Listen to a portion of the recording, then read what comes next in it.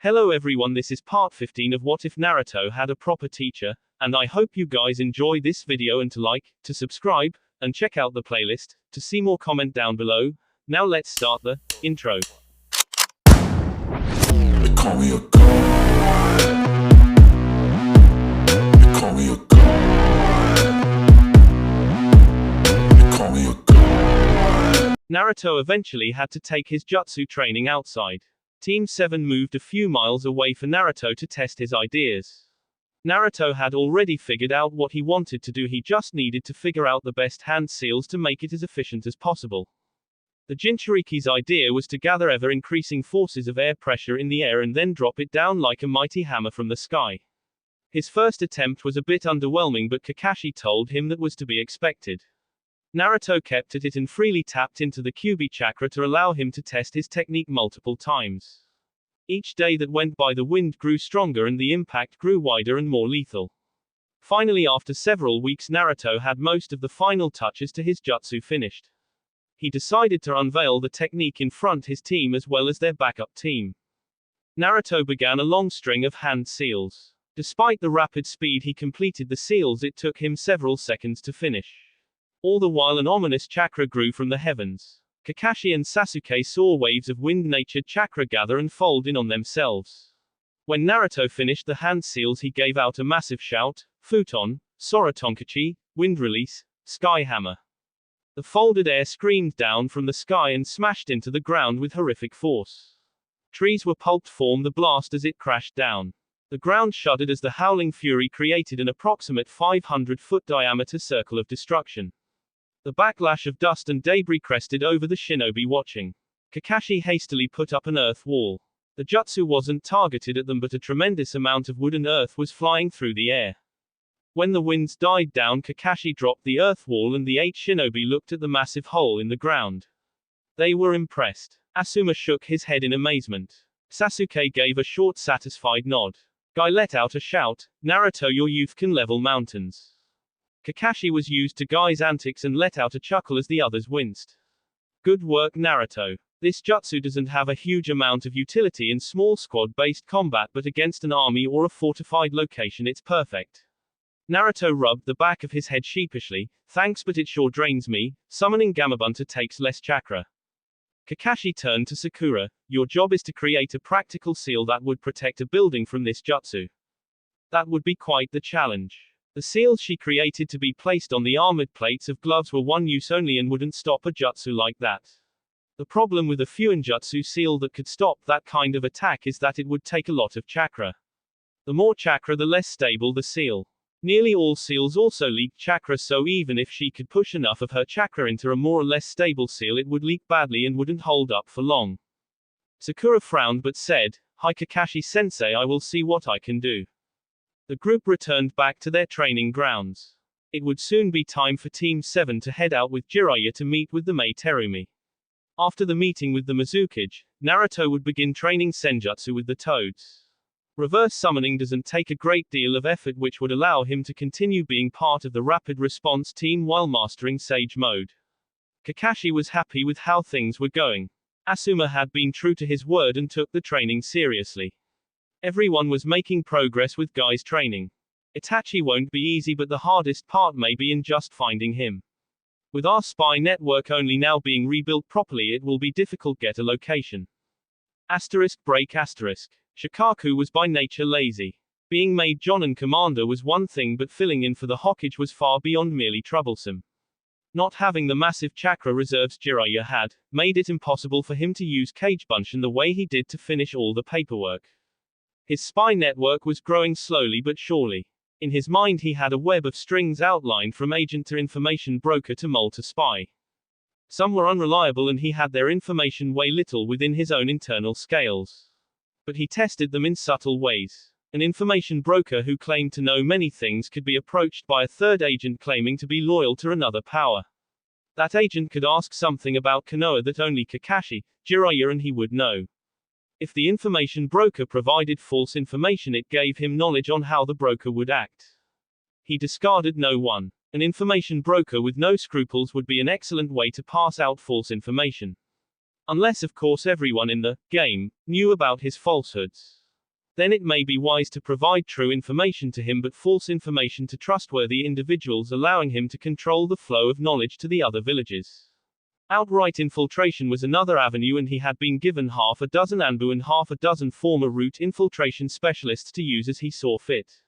He didn't trust Danzo's dogs, but they too were a tool for gathering information. Currently he focused his energies on Kumogakure and learning about the Akatsuki. Shikaku was deep in thought when Anko and Iruka's report came in by bird. The news was not good. Despite both of their talents, there was absolutely no trace of the four shinobi. Awana Akame was the leader of the Chunin squad, and he would have wagered the man was completely loyal to the Leaf. He's dead then. Either his team turned on him and became rogue ninja, or someone far strong than him killed them and left no trace whatsoever. No witnesses and no signs of battle. Shinobi like Kakashi and Jiraiya could do that to Fortunen, but even other S-class opponents would leave some sign of a struggle. With regret, Shikaku listed the Fortunen as missing nin and would have the names added to the bingo books. Their bounty would be small since Chunin without specific secrets or bloodlines were not that critical. Shikaku would be glad when Jiraiya returned. He fervently hoped everything would go well with the meet. Break. The Godai Mizukage's auburn hair streamed behind her in the face of the headwind. She was lost in thought as she considered the implications of her meeting with the Hokage. Jiraiya had a reputation for honest dealing and a desire for peace.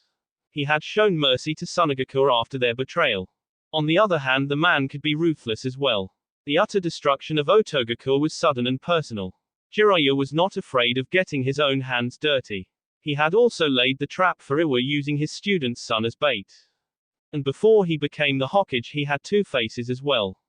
The lecherous old man, or the fierce toad Sannin, who had helped turn more than a few battles in the Second Shinobi War. I can't assume his request is benign, but I can prepare for any treachery. The island that had been selected was a training ground for the Kiri Hunter Nin. They had both agreed to only bring one vessel, dock on opposite ends of the small island, and bring with them no more than 4 bodyguards onto the island. Mei had a score of her best hunter nin in the catacombs of the island that not even the Leaf's dojutsu could detect. Ao had personally tested his Byakugan eye against the natural chakra-blocking rock formation. More than that, she also had a dozen Jonin-level shinobi on the vessel with her, not counting her 4 bodyguards. Beyond even that, there were a fleet of ships 10 miles away with a large number of shinobi. That far away would foil even the Sharingan and Byakugan senses. It was with confidence that Mei Terumi stepped onto the island and her 4 bodyguards shadowed her. Ao was dour as always. Chojiru, her newest bodyguard, was incredibly nervous, almost embarrassingly so. However, he was also a kenjutsu prodigy. Tsurugi was the head of her hunter nin squadrons, and he had been drafted into her guard as well for this meeting. The final member was a kunoichi by the name of Talia. Her face looked like someone had taken a hammer to it. Mei knew that the rest of her body was also scarred and disfigured.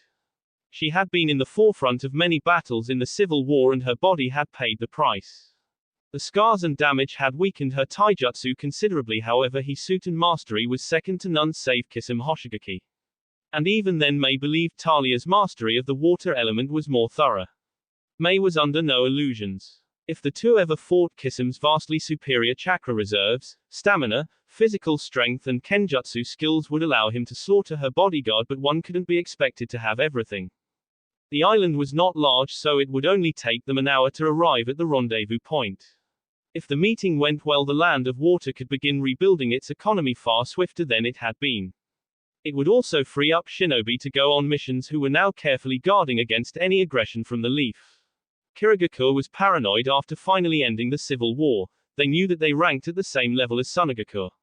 Any of the other major powers could end them. Worse still was the fact they had no Jinchuriki. Utakata's defection was an S-class secret, and she knew that Tsurugi was anxious to get back to his hunt. The wrath of the 6 tails and the unique geography were their 2 best deterrents to outright annihilation.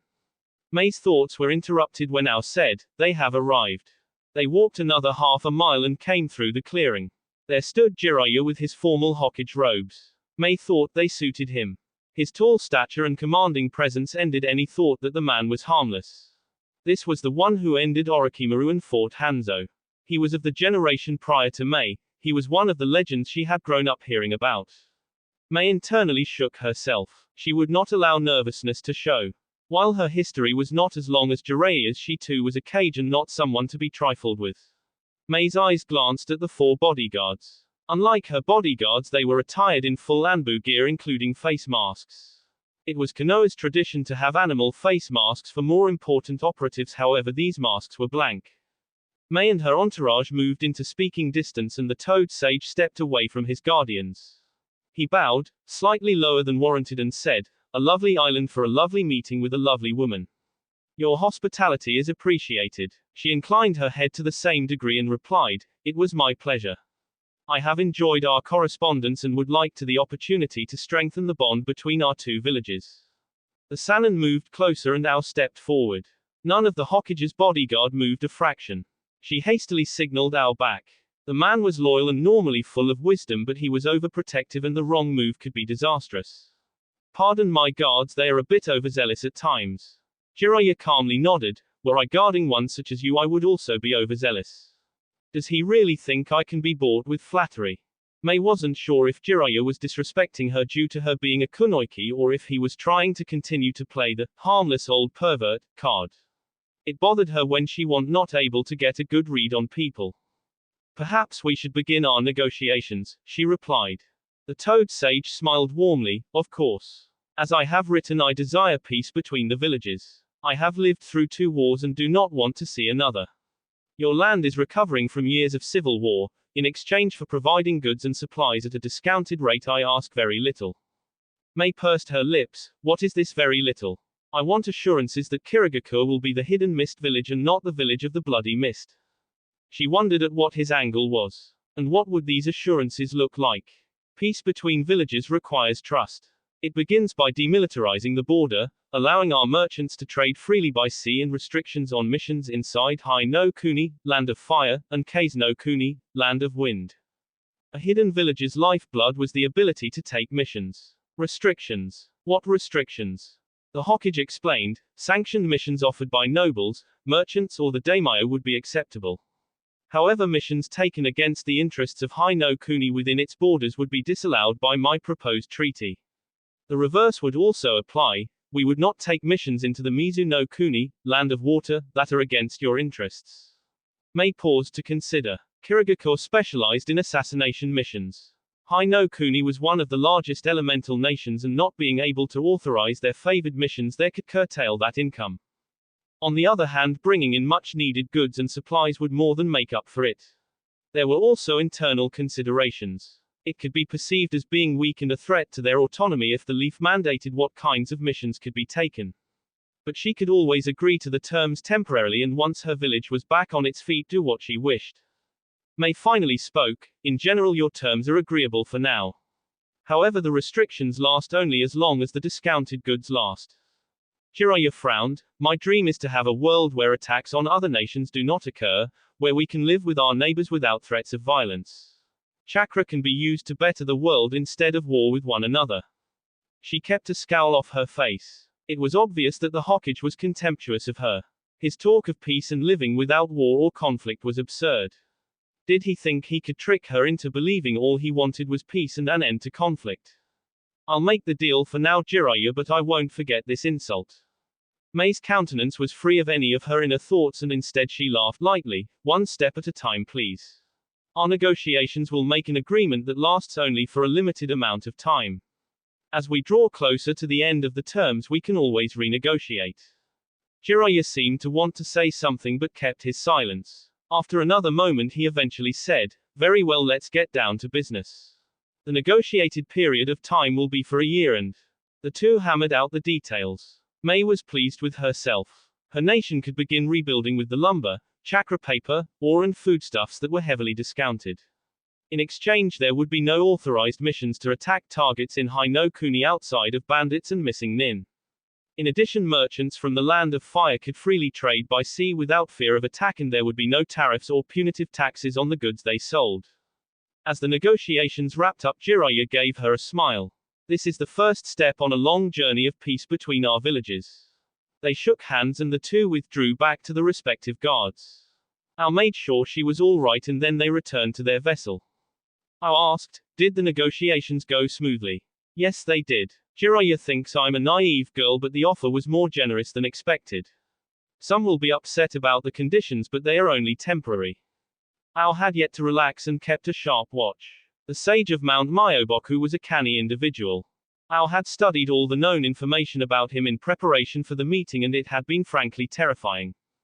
The legendary Sannin had more than justified the title of Sannin. One could tell much about a man by his students. His most famous student was Konoha's most deadly assassin, the Yellow Flash, who had killed over 100 shinobi in under a minute. Underestimating him would not be a mistake he made. He only marginally relaxed his guard when they were several miles away from the island. Tsurugi asked for leave to continue the pursuit of Utakata. Mei gave him permission and said, if possible, have him come willingly. It would take a long time to train a Jinchuriki from scratch, and we can't afford to lose such a weapon. Tsurugi bowed and quickly rowed away to another ship that he ordered in another direction. Break. Jiraiya was back on his own vessel with Team 7. Kakashi, how do you think the negotiations went? I believe for the first year they will honor their word, beyond that it would be difficult to say. I had my Sharingan active and the Mizukage doesn't trust you. She masked her reactions well, but I saw minor changes to her physiology during the discussion. A pity, I wouldn't mind getting to know her better. Sakura twitched from behind her mask. Kakashi turned to Naruto and began to quiz him about the Mizukage's guards. Naruto was able to provide detailed descriptions of each of their abilities and skills. Chojuru was the only one he had difficulty with due to his age. There wasn't a lot of information about him available. The random quiz was more a holdover from their early days. Hatake had complete confidence in Naruto's ability to recall information about shinobi that were listed in bingo books or those that Konoha had intelligence on. Naruto was a walking library of all the data Konoha knew about its potential enemies. When the questioning was over, Naruto looked at Jiraiya. All right, pervy sage, I've mastered 3 taels worth of chakra. I want to train with the toads and learn senjutsu. Jiraiya's initial goal was to get Naruto to practice using the Kyuubi chakra more and more. That was the point of holding out senjutsu training as a carrot if he advanced his ability to use the Kyuubi chakra. He was certain that the seal crafted by his student was designed to facilitate full use of the Bijuu's power. Naruto and Kakashi were not thrilled at all about the idea. Naruto was worried about losing control, and Kakashi had concerns about just increasing power without increasing control. Kakashi wanted to treat it as a giant well of chakra to use as opposed to the primarily fighting style of a Jinchuriki.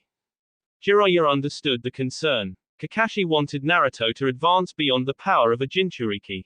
S-ranked shinobi have taken down tailed beasts in the past, and Jinchuriki rarely ever unlocked the full power of a Biju while maintaining control. Kakashi didn't want Naruto's development stunted, where he would only rely on the Kyuubi for power instead of improving himself. But the Yondaime had obviously made the seal to allow his son to use the chakra. And Jiraiya didn't doubt Minato's seal expertise or his reasons. However, a promise was a promise. Jiraiya just hoped that Pa kept a close eye on Naruto during the training.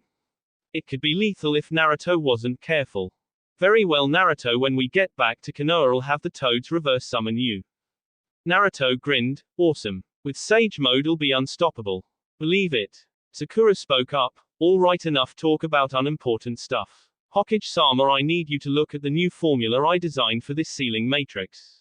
By inversing the tethered chakra drawer, it should allow me to. Jiraiya blanched. Sakura's theories were making his head hurt. No one had done that to him in the art of Fuinjutsu since Minato. While his knowledge still surpassed Sakura's by a great deal, her innovative approach was pushing his understanding of seals to the limit. She had a knack for figuring out how things worked, and it wouldn't be long before she, like Minato, had surpassed him. All right, let me take a look. Naruto wouldn't forgive me if I let you blow yourself and Konoha to pieces. Break. The moon lit up the night sky. Temari arrived at the meeting spot and met with the Akatsuki representative. The man was easily identifiable. He was Deidara, the S-class missing nin from Iwa. Once captain of the Iwa Explosion Corps, he had an impressive bounty on his head. Right on time, my partner would like you. Temari glanced around looking for signs of a second shinobi. Don't worry, Temari-san, he is busy elsewhere. I've come alone just like what was asked. Temari nodded. Temari had faith in her abilities. She had trained with the best of Sunagakur. Her drive had only increased ever since the disastrous Chunin exams. 12 hours a day she devoted to training that included taijutsu, ninjutsu, chakra control, genjutsu and even a bit of bukijutsu. But the man in front of her was a master of Doton. Earth had the elemental advantage over her affinity. She had faith in her abilities, but if Deodara desired it, he could probably kill her. I bring a message from the Kazekage. You have a deal.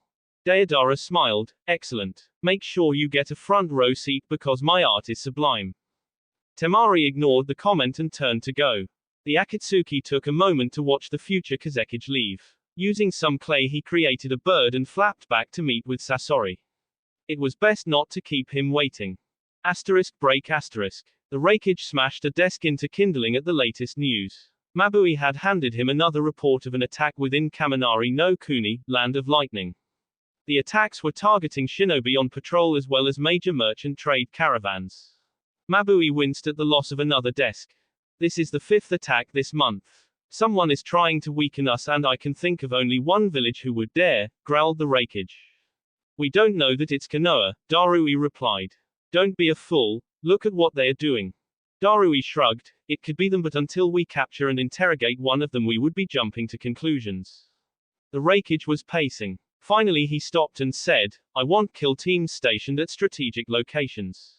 And I want you to personally take care of this Darui. Find whoever is doing this and capture them alive if possible. Darui bowed his head, I will leave immediately. The Raikage waved him off and looked out the window. It was a mistake to let the Namikas go. We should have killed the boy and Sharingan no Kakashi while they were here. He barked out the next order, begin stockpiling supplies. Kunai, ninja wire, explosive tags and food pills. Mabui left the Raikage alone with his thoughts as she began to carry out her orders. Naruto took to Sage Mode training like a duck to water. His chakra control would never be like Sakura's, but it had been honed to an extremely high level. At a minimum he had a few clones every day just work on control, which over the course of 2 years meant that he had decades of chakra control experience. This helped him quickly adapt to the Sage Mode process. The Fox's chakra granted him the ability to create the shadow clones, but the downside was that Pa was not able to merge with him. He would have to sit still in order to achieve Sage Mode, which made its battlefield applications limited. However, Kakashi taught him to see underneath the underneath. If he couldn't spam clones to help him learn Senjutsu because when they popped they would transfer the unbalanced chakra to him, then once he had mastered Sage Mode he could create clones to harness nature energy and have them dissipate when needed. He was able to hold on to Sage Mode for roughly 5 minutes, which in a fight was an eternity. Sage Mode allowed him to move faster, hit harder and power his ninjutsu even further. While not as durable as the QB Chakra Cloak, it was still a nice upgrade.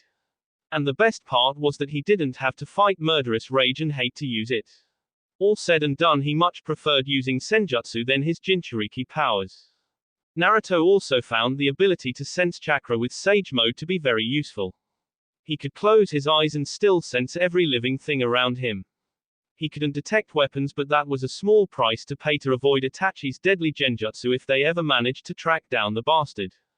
My time here is done. He thanked Ma and Pa for everything again and returned to Konoha. Naruto didn't know when they would be called on to move, but as soon as they were called he would be ready. Break. Darui signaled his team. The enemy had been absurdly hard to track down. Darui was starting to think there may have been traitors to Kumo manning the internal patrols and border stations. He needed a change of plans, and that was why he was currently masquerading as common merchant guard. Darui and his team had picked a route that had been preyed upon, and now he could sense the battle was about to start. Time to find out who they really are. The attack came swiftly, with 2 enemy shinobi letting out blasts of fire. Darui used Kawarimi and avoided a fiery death. Darui saw the others on his team having to deal with a genjutsu and a stream of kunai. The attackers were fighting at upper Chunin level strength, possibly low Jonin. Their ability to suppress their chakra was above normal and they worked with flawless teamwork.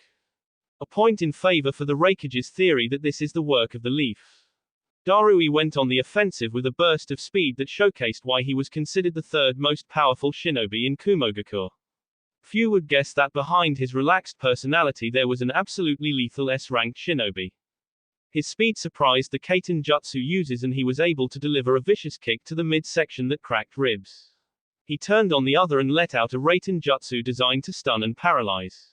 The attacking shinobi managed to dodge and responded with a volley of kunai with explosive tags attached. Darui was again too fast and closed the distance, easily avoiding the projectiles. He didn't bother drawing his blade and instead just pummeled his opponent with superior taijutsu speed and strength. As Darui prepared the knockout blow, his opponent bit down strangely on something in his mouth. His opponent immediately dropped to the ground, foaming at the mouth and bleeding from his orifices. The right hand of the Raikage felt a surge of chakra from his now dead opponent. In a flash, he rushed away from the area. A moment later, a massive explosion ripped through the dead shinobi. Daru's second opponent attempted to flee but didn't have the speed necessary to outrun Darui. Another explosion lashed the area. One of his team had taken out another of the attackers. Darui was determined to take the fleeing enemy alive. It was clear that the shinobi had instructions to kill themselves to avoid capture. Darui stopped in his tracks and allowed the other shinobi to gain some distance. I'll need to surprise him or it's useless. The third explosion signaled that unless he captured this last attacker, they were out of luck. Darui shrank his chakra presence as much as possible and took a circular route to intercept his prey. Coming at another angle, he let loose with a Raiten, Kuropanzer, Lighting Release, Black Panther. The attack deliberately lead the target, allowing it to miss but forcing his opponent to halt his forward movement. And then Darui was on him in an instant. His hand grasped the jaw of his opponent, not allowing him to bite down. With his other hand, he delivered vicious lighting-infused strikes to the torso, paralyzing and disrupting the man's ability to form chakra or move. Sorry, but I need you alive, he told Shinobi. Amusement flickered in the eyes of his captive and the same chakra began to build up again. Darui cursed and leapt backward to avoid the cacophonous explosion that nearly killed him. The attack scorched him, but he had no serious injuries. His team were all elite shinobi and none of them had fallen to the explosions. However, one had suffered third-degree burns that would need to be treated by a medical nin soon, or there would be permanent scarring. Darui had memorized the faces of the enemies he had fought and had not detected any genjutsu on their bodies. He hadn't recognized them from anyone in a bingo book, but he would do a thorough check when he returned to Kumogakur. Something bothered the S-class shinobi. All of their targets had the ability to suppress their chakra signature to a remarkable level.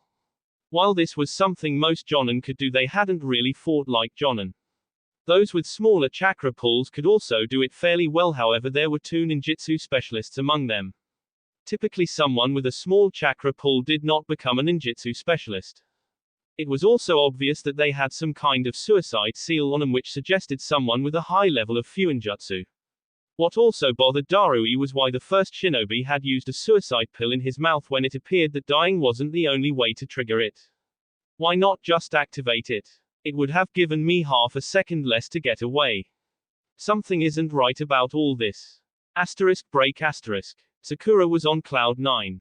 Sasuke had finally asked her out on a date. He was going to take her to a romantic restaurant and there they would begin their beautiful relationship. 2 years ago she would have worried about what to wear. Now she confidently picked out an elegant dress that was sure to wow him. Sasuke and Sakura were seated in a private booth away from prying eyes. Sakura flushed when Sasuke complimented her on her outfit. They settled in to enjoy the meal and making small talk. And then Sasuke's expression turned serious. He looked into Sakura's eyes and said, "Do you remember the goals I told the team when we were first assigned to Kakashi-sensei?" Sakura nodded. "You wish to rebuild your clan and to kill a certain someone. I know that you were talking about Itachi." Sasuke nodded. "I will not rebuild my clan until Itachi is dead. I am now confident our team has the ability to kill him. I find myself thinking about the future." Sakura felt her pulse quicken. If she was on a mission she could suppress it, but she wasn't, so why should she? Was Sasuke going to ask her to marry him? That would be absurdly sudden. She probably would tell him to take it easy, but that if he played his cards right the answer would one day be yes. Sakura smiled at Sasuke. "And what are your thoughts about the future?" Sasuke's piercing stare caught her. "The rebirth of my clan will require my wife to bear my children. If this is his idea of a marriage proposal, I swear I'm going to hit him." The last loyal Uchiha continued, "Many children. As soon as she recovered from one birth it would be expected that she carry the next." Now Sakura frowned. "And while I would only have one wife, It would be foolish to confine the Uchiha bloodline to one pair of genetic material. There would be others I would have to impregnate in order to be sure that the Uchiha can rise again to prominence. Sakura felt a cold chill crawl up her spine. Why are you telling me this? Because you are a strong kunoichi. Because the idea of a shinobi of your skill playing housewife sickens me. Can you be satisfied retiring as a shinobi at the age of 16? Will you be content as I make love to other women? Sakura's thoughts were whirling around a mile a minute. There are other ways. You wouldn't have to actually sleep with other people. Sasuke frowned. Don't be obscene. The honor of my clan would never permit its sons and daughters to be raised from a laboratory. I will never give my genetic material and seed to the village. Any children I father will know me as their parent, something I cannot guarantee if I were to give out samples. Sakura pondered the reality before her. She wouldn't be content with giving up Fuinjutsu to bear as many children as her body could handle. She would never even consider allowing a husband of hers to sleep with another woman. Sakura bowed her head. I see. Tell me, Sasuke, did you ever care about me? Sasuke's eyes became heated. Sakura, I have never felt what you want me to feel. I don't know if I'm capable of it. And even if I was capable of it, it would not change my decision. My own happiness and desires cannot come before the needs of my clan. But I value you as comrade and as a friend. I would risk my life for you. Sakura steeled herself. Very well, I understand. You didn't have to bring me here and get my hopes up. The raven-haired teenager shrugged. It seemed like the least I could do was to provide you this. Sasuke paused and then continued. I am not trying to push you off on someone else, but I must ask. Why not Naruto? He does have the capacity to love. He adores you. He is the brother I should have had. He's right. Naruto has always been there. He's no longer the pariah and he genuinely cares about me. I'll have to think about it. She wasn't about to tell him that though. Not after dragging her all the way out here in her fancy dress. They left the restaurant in silence and returned to their hidden training grounds and living quarters. Sakura had a lot to think about. Break. Darui reported back to the Reikage. In the room with the Reikage was only Mabui, his assistant, and some trusted Jonin. Well, the Reikage asked without preamble. Darui bowed and said, we were unable to take any prisoners. All of them had a suicide seal on their bodies that prevented their successful capture. Who were they? Darui was silent for a moment and then answered, all 4 of them were Konoha shinobi recently listed in their bingo books. Mabui winced as the village leader pulped another desk. Do they think we are fools? If they want war, I'll give it to them. Darui responded, Lord Reikage, I don't know if it truly was Konoha. Things aren't adding up. How did a squad of Chunin run circles around our border guards? What were they hoping to accomplish? The Reikage frowned angrily. We may have traitors and they could have allowed them to pass. Possibly, but I rotated the guard squads. I don't believe we could possibly have that many disloyal shinobi. Mabui asked, could the Namikas have the Hiraishin? And he would reveal such a weapon to put Chunin in Kumo to raid merchants. Darui hadn't put even an ounce of scorn in his voice, but his disbelief was evident. The ruler of Kumo asked, well then what do you think is going on? Darui casually shrugged, I don't have enough information. I see 3 possibilities. One is that Konoha is probing our defenses and actually wants war. In this case they are using some new training method or jutsu to hide chakra presence and they didn't expect to run into a kill team of my caliber. Darui held up a second finger. 2. A third party is trying to drive us to war with Konoha. They have presented just enough evidence to point to the Leaf as the culprit. And the last option is that the Hokage or possibly someone else with the Leaf village is attempting to create a war but wants us to be the aggressor so their allies in Suna will back the conflict.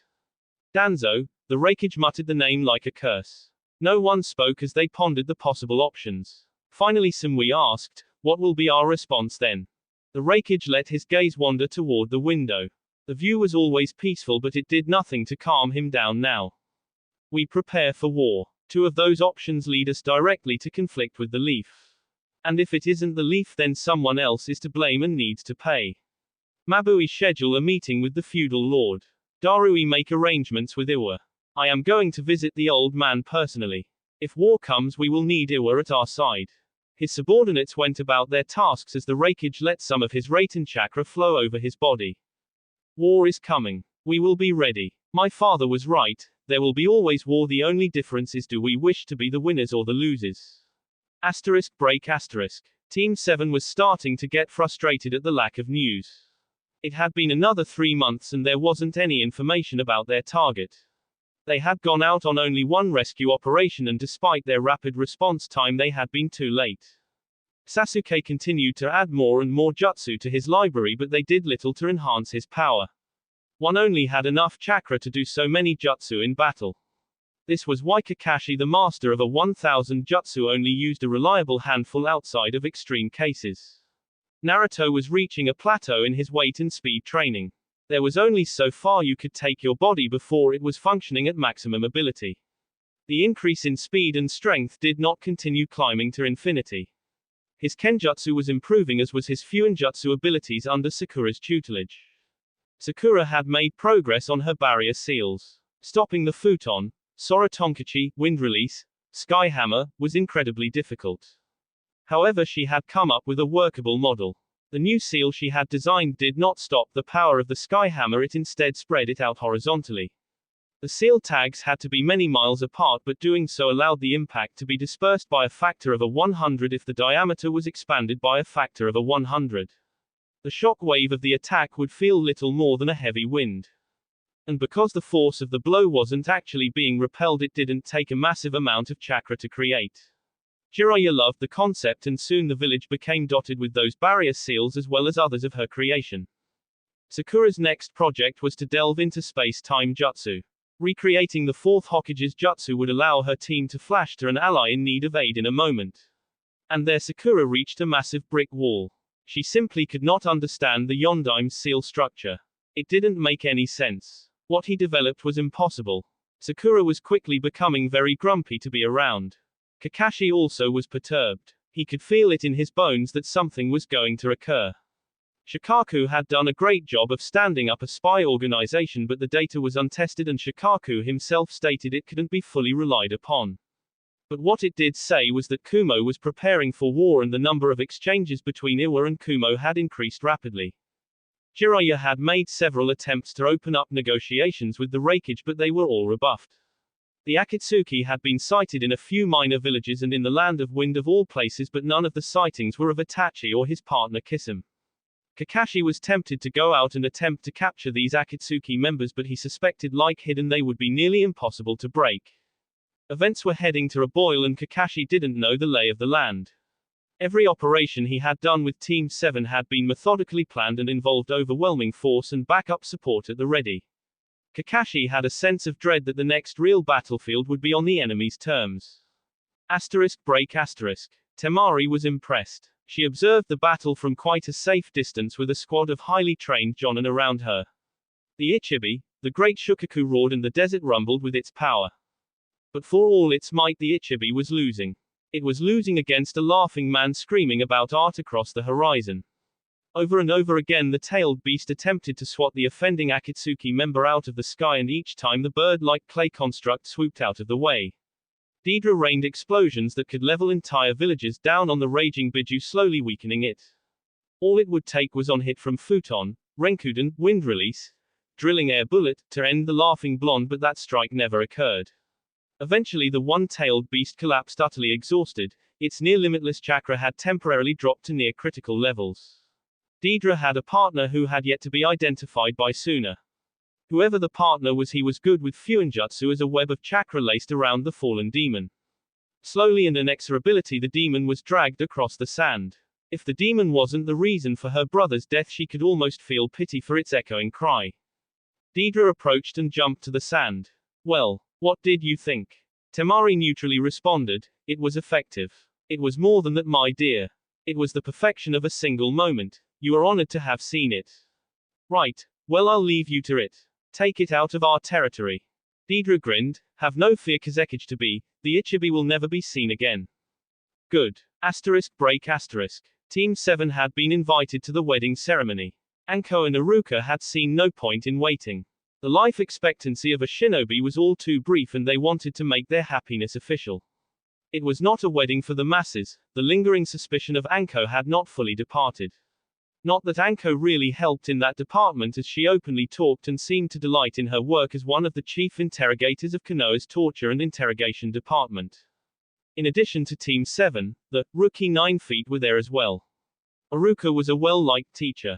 In addition, Ibiki and others from the T&I department were present. The ceremony did not last long. Naruto was all grins, glad to see one of his precious people was happy. Sakura looked at the scene wistfully and Sasuke stoically. After the ceremony was complete, everyone congratulated the happy couple. Naruto said, "Congratulations, Aruka-sensei. I got you a gift." Aruka took the package and then opened it to reveal the complete Ica Ica series. "I know you already have the full set, but these are all autographed." Aruka blushed crimson. He did not have a collection. It was smut and its literary content was devoid of all value. He caught a flash of Anko's killer intent and he looked at her with wide eyes. He's lying. I don't read it, I promise. The killing intent faded and Anko laughed. "Oh, that was perfect. Great job, Naruto." Naruto was laughing up a storm at Aruka's expression. Aruka composed his face and tried to salvage what was left of his male pride. Naruto snickered, "I'm just looking forward to being an older brother to your children, so don't take too long." Aruka refused to rise to the bait and went to greet the other guests. Prank complete, Naruto went to take the books away and Anko pulled out a kunai. "Hands off, you gave them to us fair and square." Naruto looked at Anko and blinked a few times. "Oh, not you too." Anko smiled, "You'll understand when you are older. I'm 15. Anko waved goodbye with the books well in hand. "Damn. I'll need to get Jiraiya to sign a fresh set of copies for Kakashi-sensei or I'm so dead."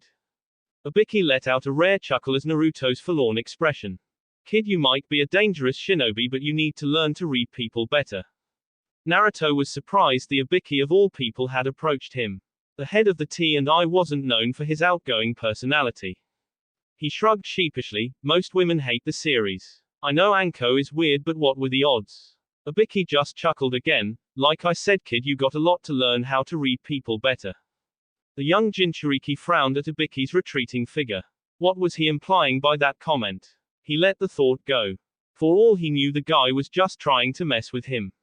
He had heard stories about him from the rest of his peers going through the first round of the Chunin exam a couple of years ago. Naruto passed the time by catching up with the others who were in his class. Choji's artificial foot had not hindered his shinobi career after the initial rocky start. He still couldn't use his clan jutsu at a 100%, but it was close enough. Shikamaru was a bit less lazy and Ino was just as he had remembered her. Hinata was no longer shy. She and Kiba had gotten closer. Shino was the same old Shino, he never really could tell what was going on behind the coat and glasses. He greeted each in turn and asked how they and their teams were doing.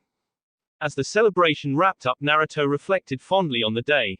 It was a nice change of pace and he knew based on Kakashi's tense state that something big was going to happen soon. This could be the last time he saw all of his friends alive. What a morbid thought. Naruto was not for pessimism and so quickly buried the thought and started thinking of what new cool jutsu he could come up with next.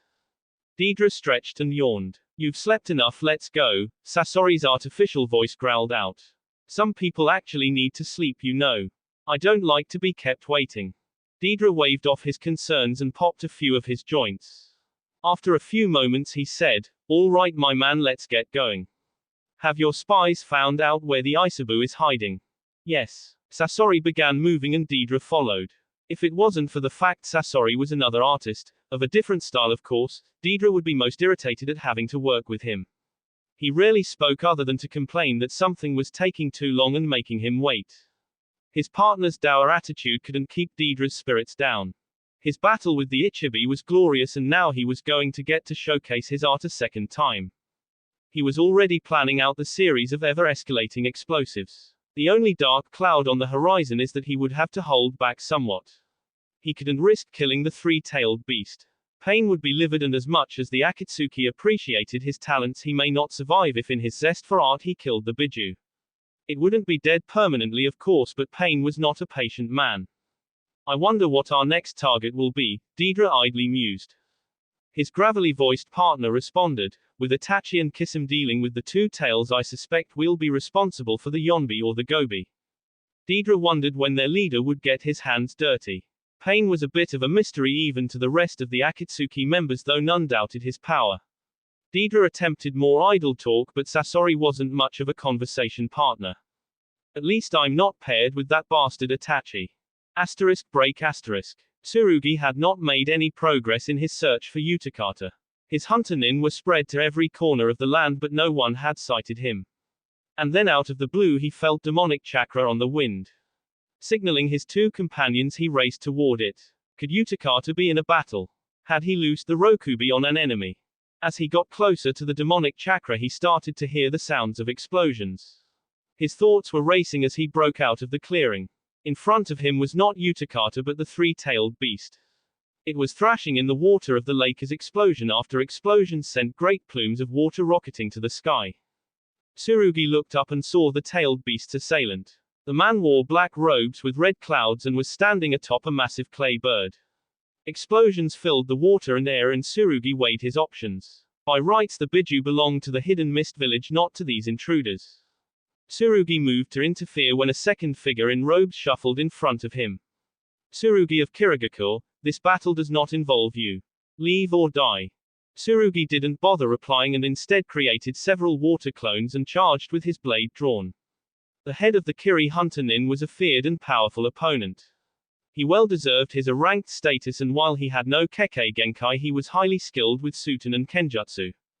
Against Akasuna no Sasori he and his companions stood no chance. The hidden mist ninja was soon dead and Deidre had finished his battle with the Biju. Deidre landed next to Sasori. Oh, it looks like you managed to have some fun too. Sasori ignored his loud-mouthed companion and sealed away the bodies in a sealing scroll. Tsurugi would make a fine addition to his collection. Break. It had taken far longer to set up the meeting with Onoki than the Reikage would have liked. But finally, after much negotiation by proxy and messages sent back and forth, the two were going to meet in the no man's land in between the land of waterfalls and the newly renamed land of rice fields. In the past several months the Reikage had not been idle. He had spoken with the Lightning Daimyo, and the man had also been concerned about the growing threat that Konoha presented. The Daimyo fully backed the request for additional funds and manpower. Shinobi wars were determined by shinobi, however trained soldiers in numbers had their uses as well. The Reikage had C and Darui with him. Both parties had agreed the smaller the entourage the better. He was nearing the border of the land of rice fields when a shinobi messenger raced toward them. The Reikage could clearly see the Kumo symbol on his forehead protector, and so they waited.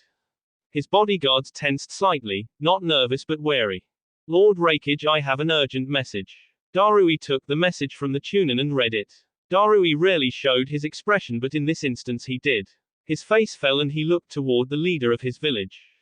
What is it? The Reikage asked impatiently. Yugito-ni has been abducted. The leader of Kumo's normal reaction to hearing bad news would be to smash his desk to kindling. But with no desk in sight, he merely slammed his fist into his palm. Who did this? Darui shrugged. It isn't unclear, there weren't any witnesses left alive. At some point Yugito transformed because the report states that demonic chakra could be felt for miles around. The Reikage radiated killing intent and rage and looked out across the border. It was Konohagakure. Who else could get into our territory and attack one of our best shinobi? This changes everything. Regardless of what Iwa will do, we must strike now. Darui wasn't completely convinced that Konoha was responsible, but the evidence was starting to become too damning to argue against. C spoke up. I guess that makes the meeting with Old Man that much more important. The Reikage nodded and they took off at a brisk pace toward the meeting spot. It took another half a day of travel to arrive. There was no sign of the Chushikage yet. They were a bit earlier, spurred on by the news of Yugito's capture. They waited in silence, and then C subtly signaled Darui and the Reikage. They were being watched. Whoever was hiding their chakra was incredibly skilled, but C was one of the world's most sensitive senses, and so he picked up the faint trace. The Reikage and Darui both attempted to sense the shinobi but could not locate him. C signaled the direction and indicated that their opponent was hiding within the earth itself. That made sense since they were meeting someone from Iwa. The immediate thought was that there could be a possible ambush and that the Chushikage had betrayed them. The Reikage was impatient and was in no mood to play games. Come out already. Tell the fence sitter that we came to talk, not fight. C felt the chakra presence shift and then disappear. He waited a few moments and then said, Lord Raikage, whoever it was, they are now gone. Maybe the spy reported back to Onoki. The old man can be cautious at times, the Raikage declared. They continued waiting, and a few minutes before the appointed meeting time, C let them know that a party of 3 individuals were approaching. The Raikage asked, does one of them have the same chakra as the first? The blonde shook his head in response. Soon the 3 came into view. The first was obviously the Chushikage. His appearance was known throughout all of the elemental nations. On his right was Juro Suzumori, a skilled sensor thanks to his bloodline. To the left of Onoki was Akatsuki, his regular bodyguard. The Kumo nin didn't know too much about the large man other than the fact he had to be quite the capable shinobi if he was acting as a bodyguard to the village leader. The Raikage stepped forward first. I'm glad you agreed to meet with us. I wouldn't have asked you to come if it wasn't vital to both of our villages. Onoki made a harumph sound and replied, I'll be the judge of that. The Raikage proceeded to explain in detail what happened. The attacks within his country, the missing leaf nin, and most troubling of all, the abduction of the Matatabi. Jiraiya speaks of peace, but he is two-faced. He is making alliances with other villages, increasing the strength of his village and gathering resources. Konoha's strength grows by the day. Their shinobi are in highest demand and all are afraid to trespass within Hai no Kuni. They dealt your village a heavy blow and now they have taken one of my Jinchuriki. I ask that you join with me and end this threat before it is too late. Onoki rubbed his chin. I miscalculated badly last time I attempted to hurt the leaf. I lost dozens of jonin and over 100 chunin. My village has yet to recover and our income is low. My village isn't prepared to fight a war. We haven't been building our military strength like yours. The Raikage refused to mock the older village leader for his lack of foresight. He needed his help after all. All the more reason to strike now as opposed to later. Do you wish to wait for the Namikaze brat to finish growing up? He was already Jonin level when he took the Chunin exams. When he reaches adulthood there is little doubt he will be S-class.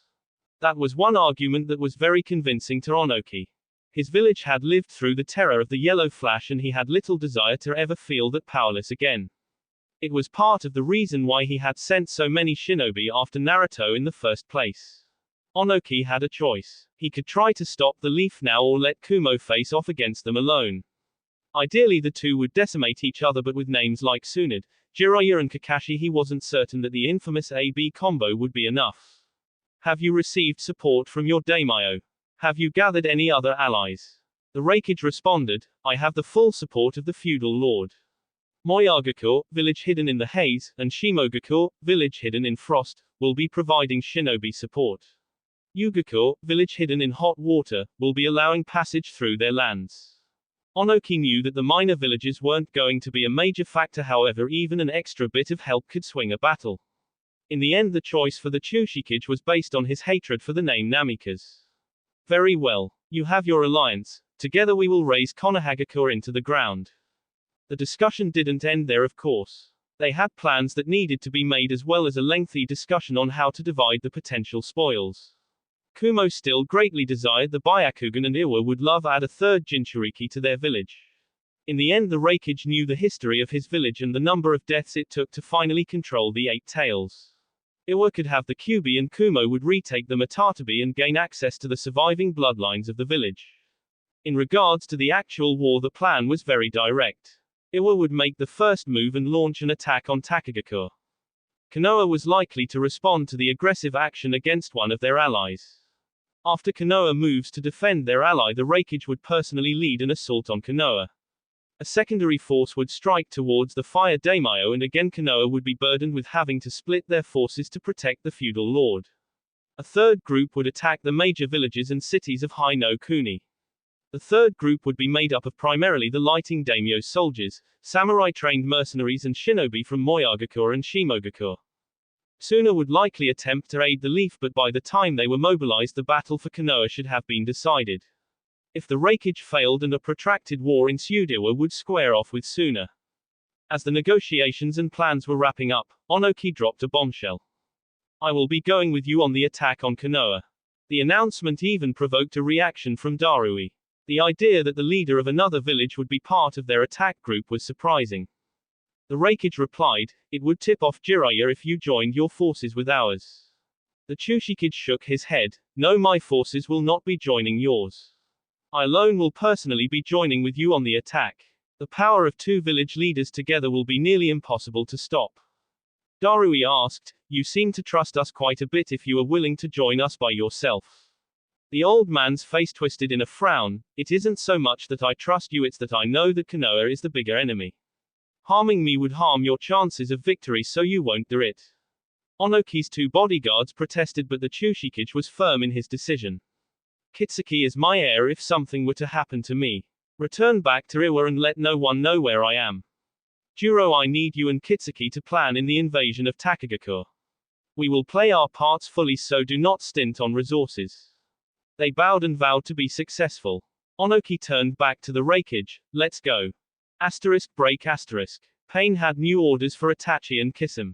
Zetsu had learned that Iwa was going to be invading Takagakure and that put the 7 Tails at risk. While Iwa would likely try to capture the Jinchuriki alive so they could facilitate resealing the Biju into an Iwa host, there existed the possibility in the heat of battle that they could go overboard and kill the demon container. Stealth will be necessary as you are entering into a war zone. Do not try to destroy everything in your path, take the Nanabe and leave. The 5 Tails will be there as well, but it would be too risky attempting to take both. Kisame grinned, all that takes the fun out of it. Pain was in no mood to banter. Do not argue. I refuse to wait another 3 years for my plan to reach fruition. Kisame inclined his head in a semi-mocking fashion. Yeah, we'll be careful. Kisame and Itachi both headed out, leaving Pain alone with Konan and Toby. Pain looked toward the one he believed to be Madara Uchiha. You wish to capture the Yonbi yourself? The Uchiha responded with a deep voice. Yes, it will drive Iwa further into warfare with Konoha. Both Iwa and Kumo are convinced Konoha has developed a new infiltration jutsu. The Yonbi had been recalled back to Iwa and was now stationed there as the village's most potent defense against attack. Pain watched the man disappear without a trace. They had succeeded in capturing a third of the Jinchuriki and he had no doubt the 4 Tails would be captured. Kisame and Itachi was his best 2-man squad and he had little doubt they would also succeed in capturing the Nanabe. They wouldn't be able to extract her Biju from her yet. That would have to wait until the 5 Tails and 6 Tails were in the grasp. But it wouldn't be long now. The 2 largest hurdles would be Killer Bee and Naruto. At that point Pain would intervene personally. Break asterisk. The Godime Hokage was in his office when the urgent request for aid from Takagakure arrived. He read through the missive. Iwa wasn't bothering with a surprise attack. They had thrown down the gauntlet and declared war on Takagakure. They had stated they would allow nothing less than unconditional surrender. To back their words, they were massing an army that would soon reach the borders of the land of waterfalls. While the small village liked to think they were hidden, they couldn't actually hide a village with chakra presences from good sensor shinobi. One member of the Suzumari clan would be all that it would take to locate them. Jiraiya would have to move soon, but they had a couple of hours for the issue to be discussed. Jiraiya called for the larger council to meet within 30 minutes. Technically Jiraiya could order shinobi to do what he wished, but war with Iwa was something that the clan heads needed to weigh in on. The Hokage who ignored the wishes of its strongest clans would likely have a repeat of the Uchiha crisis. He didn't have long to wait until the clan heads and Kakashi arrived. In attendance were Tsunade, Danzo, Hiashi, Shibi, Inoiki, Choza, Shikaku, Kakashi, Hana and one of the Sarutobi elders. Hana had formerly taken leadership of the Inuzuka clan and was leading with a steady hand. Kakashi wasn't here as a clan head but as his advisor. Jiraiya didn't waste time and immediately laid out the issue on the table. Iwa has decided to attack Takagakure. In order to stop them, our forces will have leave within the next few hours. Takagakure reports that an army far greater than their shinobi force is marching on them. Shikaku asked, were they able to give any specific numbers? Jiraiya shook his head. Sadly no, but we know Takagakure has a little over 200 shinobi if they pull back everyone on missions and bring out their few retirees. An army far larger probably means many times their size. Tsunade let out a growl. Hasn't Iwa had enough death? We left 200 of their best shinobi dead and now they want more. What could they possibly hope to accomplish? Perhaps they wish to acquire a third-tailed beast. Shibi ventured a guess. Kakashi had been considering what Iwa was after. A third Jinchuriki would make Iwa fearsome, but it took time for trainer Jinchuriki, and in the meantime a weakened village with 3 potential powerful weapons would be a tempting target. Kakashi voiced his opinion, the Chushikage has to know we won't stand for their aggression against one of our allies. Jiraiya nodded, could this be another attempt on Naruto? Shikaku shook his head, doubtful. They have no intelligence on where Naruto might be right now. It would be incredibly foolish to start a war on the off chance Naruto is available to be part of the relief force. The oldest individual there was Danzo, who raised his voice, this is obviously a trap of some sort. They must be anticipating us and either have allied with Kumo or have a plan to trap and kill any support forces we provide. Jiraiya calmly looked at the former leader of Root. I won't sit idly by and let an ally fall because there might be a trap. Danzo looked around at the gathered clan leaders and knew he had little backing. Jiraiya was a respected Sannin and the one who had avenged the beloved Sandaime. Hiashi might have backed him if there was anyone else at the table that would, but in that absence he remained silent. Danzo suppressed a sigh and finished saying his piece. You are intent on your course, I am merely suggesting caution. Jiraiya gave him a level look and the council debated how many forces they should send. In the end Jiraiya decided on sending 50 squads, or 200 shinobi. No genin would be participating in the conflict, so the bulk of the forces would be chunin. There were however a number of jonin that would be going with them. Based on the squad selections, Shikamaru Nara, Alba Yamashiro, Gekko Hayate, Kanden Tekino and another half-dozen jonin were part of the relief force. Hana Inuzuka also volunteered. Jiraiya attempted to convince her otherwise due to the guilt he had over her mother's death, but she was adamant. While no jonin from the Hyuga were taking part, the clan was contributing a dozen branch family members whose eyes would help guard the force from ambush. In addition to that, Konohagakure's heavy combat squad, Team 7, would be at the forefront. Kakashi would have leadership of the amassed Konoha shinobi. Jiraiya also gave additional orders. From this point forward Konoha will halt all missions. Inform the Fire Daimyo that war is on our doorstep. Call up all retired shinobi and place them in the reserve forces. The academy will be temporarily closed so that the instructors can assist if this war spreads. Konoha prepared for war. Many of the seals that Sakura had pioneered were reinforced and now dotted the village. Weaponsmiths worked double time to create additional kunai and other ninja tools. Word spread by bird to the defense posts and shinobi stationed in the towns and villages that dotted Haino Kuni. The Godime Hokage hated war, but he was more than prepared to fight one if it turned out to be necessary. Break asterisk. Less than 2 hours after the council meeting concluded, 204 shinobi left Konoha and headed for Takagakure. They traveled a brisk pace that pushed some of the chunin to their reserves. Kakashi wanted to get there swiftly in case Iwa moved faster than anticipated and prepared for their arrival. Kakashi had spoken with Shikamaru Nara. Despite the boy's youth, he had made him second in command. And since Kakashi intended to be with his team in the thick of things once the battle began, Shikamaru would be the one calling the shots once battle was joined. Shikamaru pulled some strings and had taken Ino and Choji out of their teams and onto his command squad. It was rounded out with Rock Lee. Kakashi himself had suggested Guy's protege as the fourth member.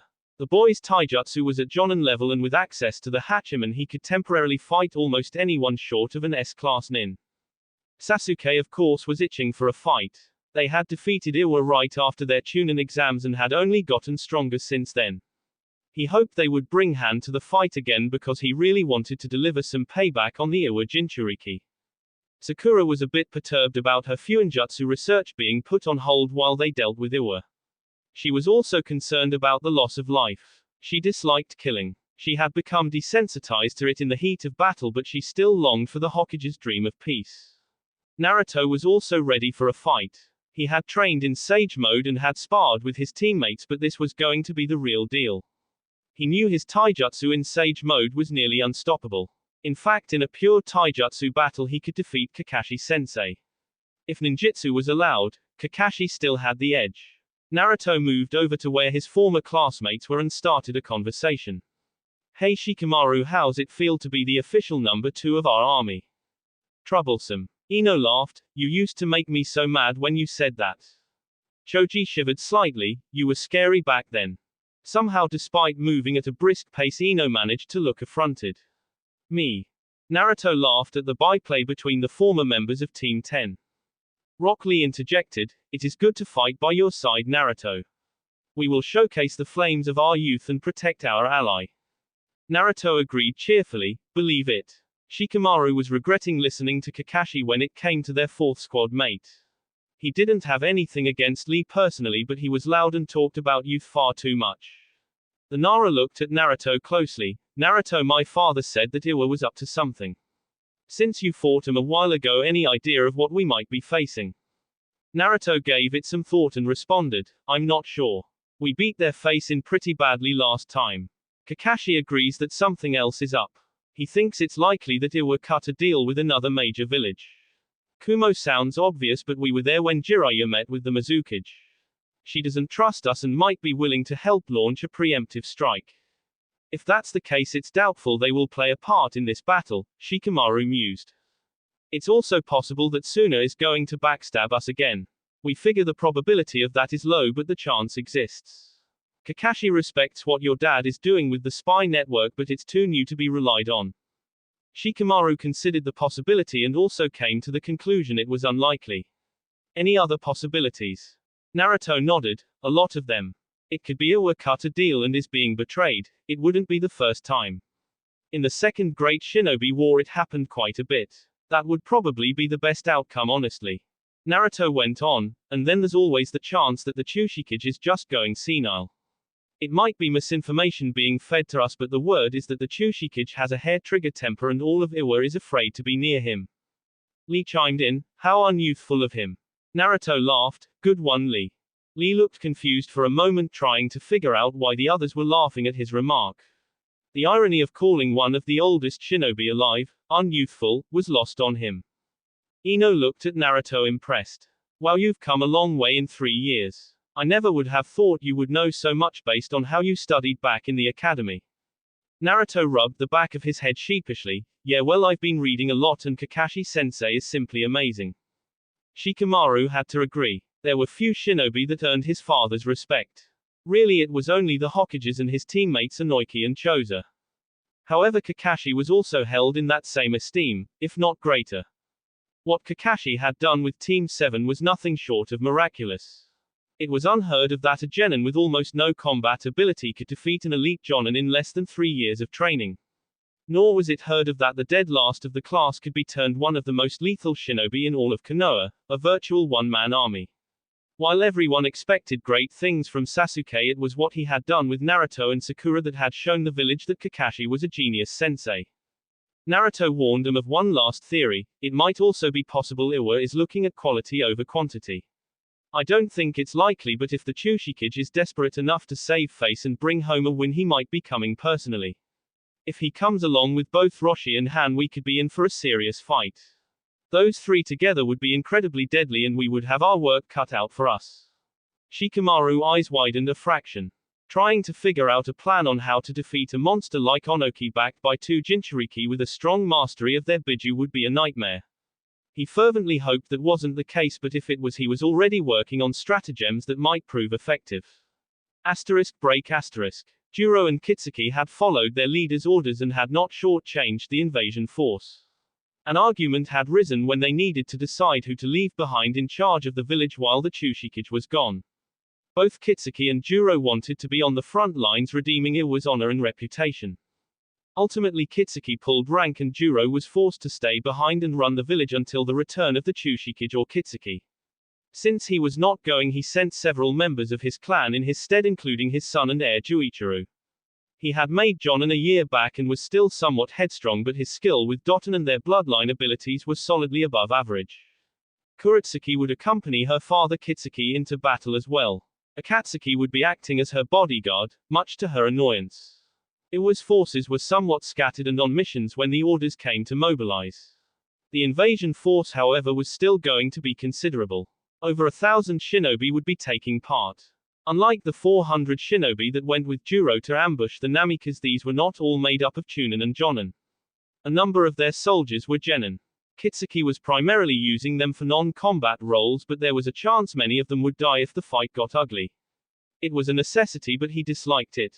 The solid core of their force was Chunin. Kitsuki wished he had more jonin, but so many had died in the failed mission against the Namikas that there just weren't that many left filing combat roles that weren't on important missions. R and S-ranked missions were only performed by jonin and many of them took time. The order to recall them had been sent out, but the timetable the Chushikage and the Reikage were working on prevented most of them from being here for this battle. Still, they had a number of significant names. And they had their summons. Atratus the Dark Vulture would be appearing in the skies again for Iwa. Maru had been lost, but his children were able combatants even if they lacked his sheer power. And of course they had Han. The dangerous Jinchuriki was Iwa's chief weapon, and it was comforting to Kitsuki that he was there with them. Rounding out their force, they had hired some mercenaries. A missing nin from the defunct Sound Village had brought a score of other missing nin from a variety of villages under their banner. Kidomaru was a strange and disturbing individual, but he had experience fighting Konoha shinobi that could prove valuable. The army moved at a steady if not hurried pace. The goal after all was to draw the Konoha forces away from Haino Kuni to allow Kumo's invasion to be a success. The real enemy was the Leaf, not Takagakure, so they didn't need to rush. Kitsuki had done all he could to make sure his army would survive the inevitable Konoha response. He hoped it would be enough. That will be it for this video. If you want more, comment down below, like, subscribe. And see you guys later.